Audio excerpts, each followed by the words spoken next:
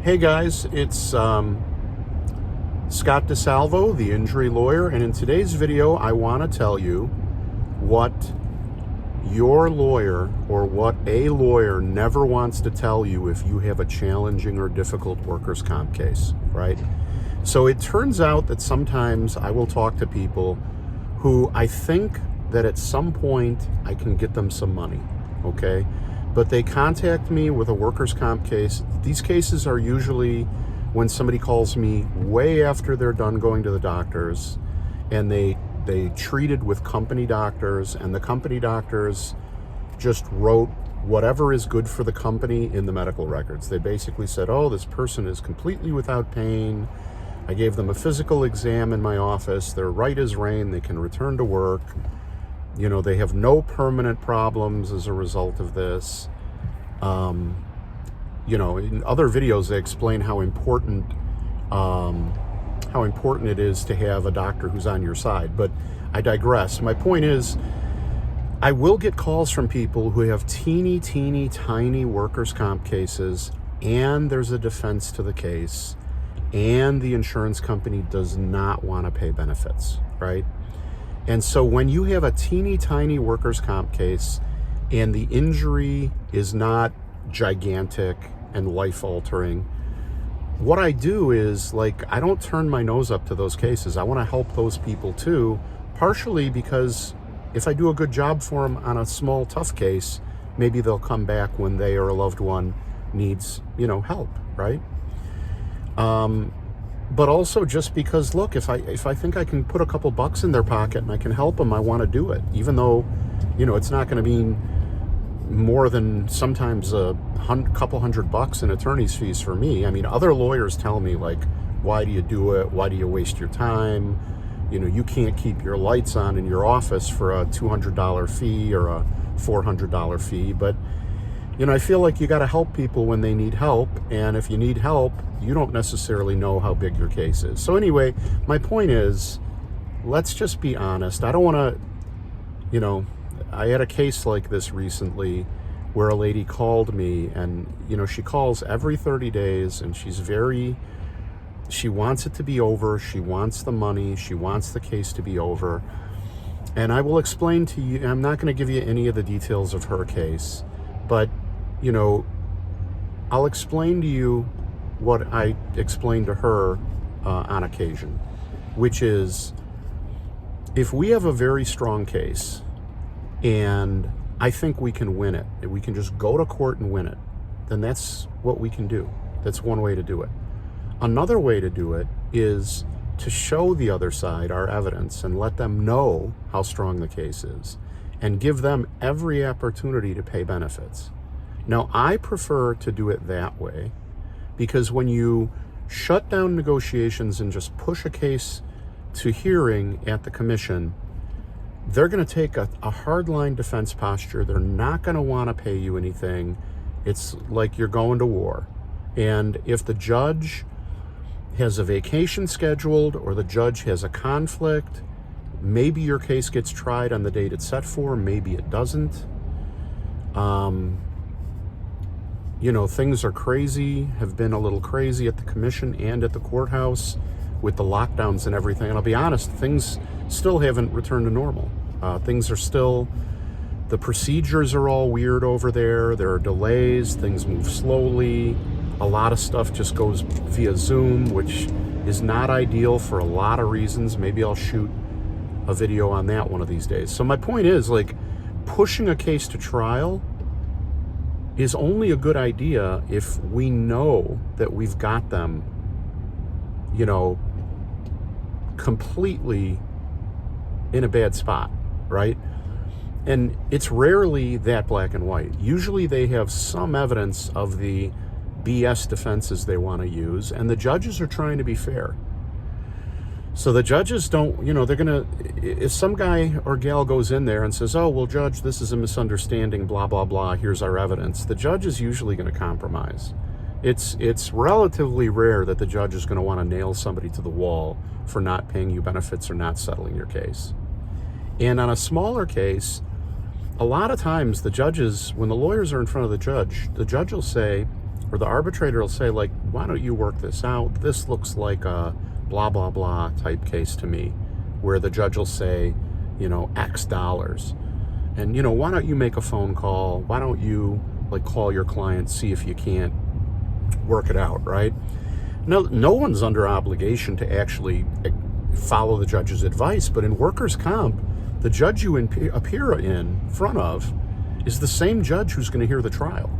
So if the judge signals to you that he doesn't think this is the kind of case that the commission should spend its resources on going to trial on, you got to follow it, right? But my point is, sometimes it's better not to take that defense posture.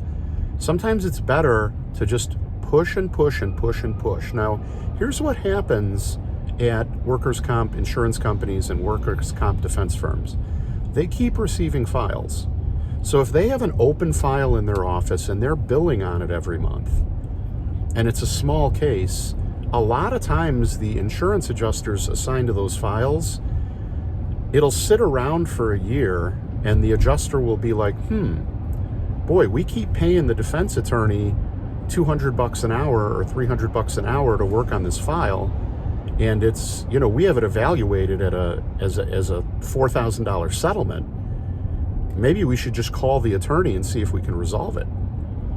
And that's, that can happen with the current adjuster, but it really happens when supervisors do a file review, or if an adjuster gets transferred to a different department and a new insurance adjuster's on it, and they take a look at it like, wow, this case is like 2 years old. And on tough, small cases where the economics are such that it doesn't make sense to take it to trial, and we think there are issues in the case that make it where taking it to trial is not a good idea.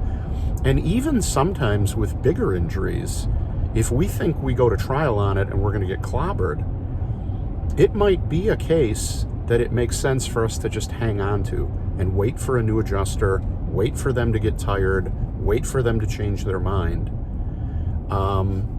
And guess what? It works. Now, does it work every time? Does it work all the time? No, it doesn't.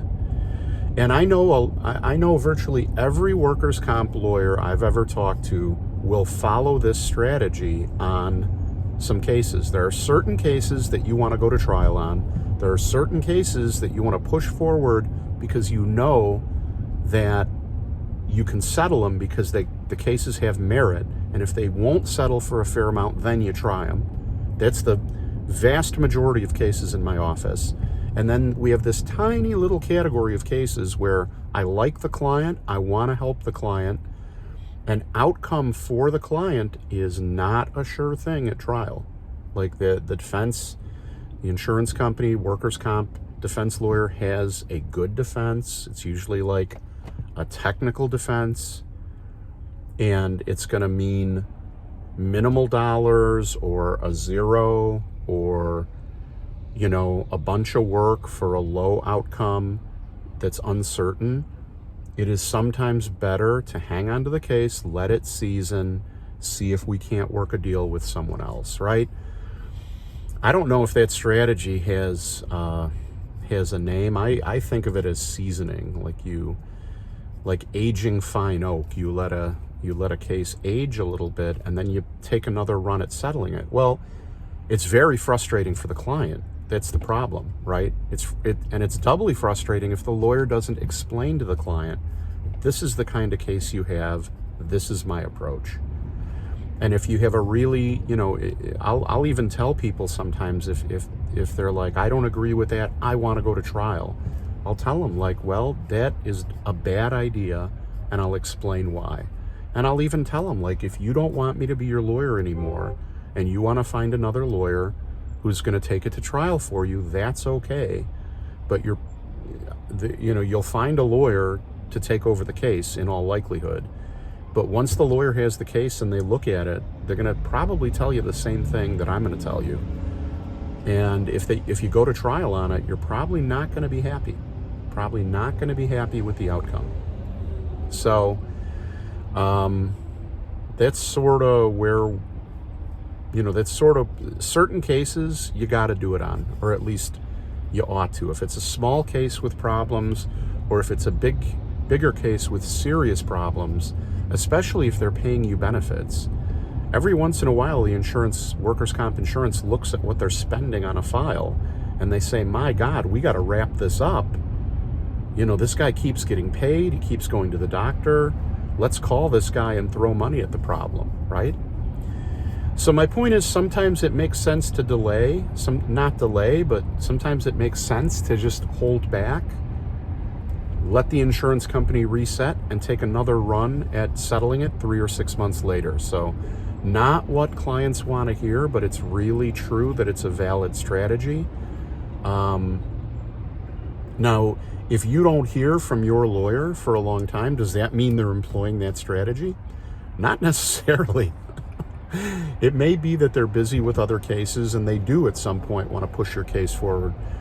Lawyers do get busy. So I don't mean to suggest that there's anything wrong with you calling your lawyer and wanting a status on your case, and they ought to be able to give you a status on your case, no problem.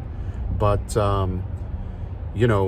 if your lawyer tells you that there are good reasons why we should take our foot off the gas on your case, it may be that there really is a good reason. So I don't know. I sure talked a lot in this video, and I hope it wasn't too confusing. There's a million strategies on trying to resolve cases for people and get their benefits paid, and this is just one of them. But I just don't, I don't think lawyers tell people that this is a strategy. I think lawyers are afraid to tell people this, because they want to give the client an appearance that we're fighters. Well, sometimes fighting doesn't make sense. Sometimes fighting works against what your client needs instead of for what your client needs, right? So anyway, that's that, and that's that, folks. Thank you for watching. If you or a loved one needs a lawyer, please give me a call, 312-500-4500. Bunch of good tools on my website. I'll leave links in the description. And if you enjoyed the video, please like and subscribe. I'll leave a link down below where, if you wouldn't mind giving me a 5-star review on Google, I would certainly appreciate it. It would really help me out. Only takes a second. If you cut and paste the link in the description, it takes you right to the page. You just click 5 stars, say a nice thing, and hit submit, and you're done. And it really helps me out. So hope you have a beautiful day today. And if you have any questions or need some help, give me a holler, okay? Take care.